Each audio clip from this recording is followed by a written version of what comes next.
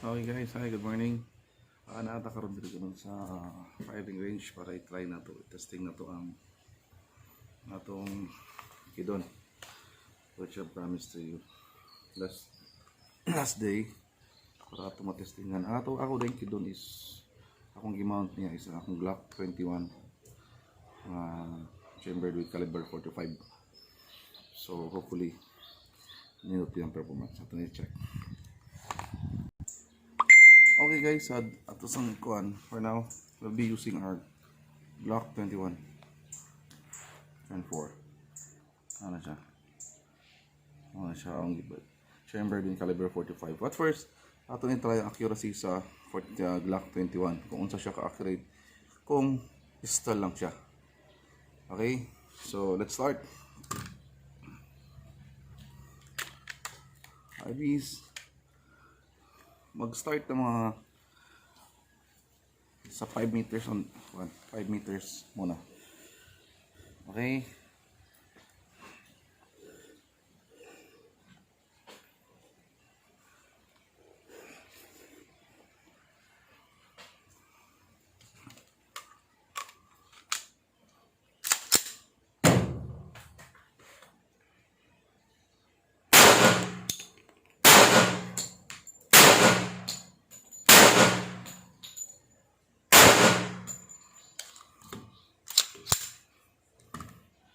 That is for our 5 round. Tapos tingnan na to ang iyahang tama.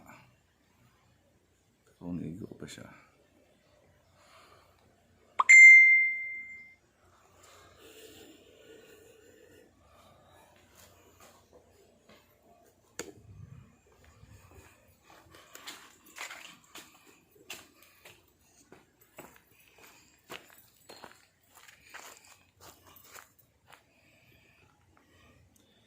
That's it mo na yung tama sa naara ko isa nga nakuan nasayop.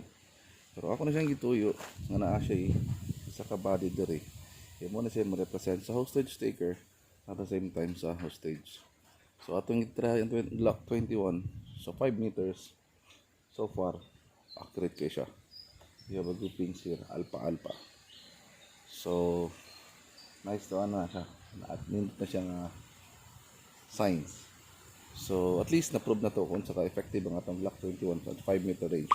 Ato po siya i-try karon sa with the kidon kit.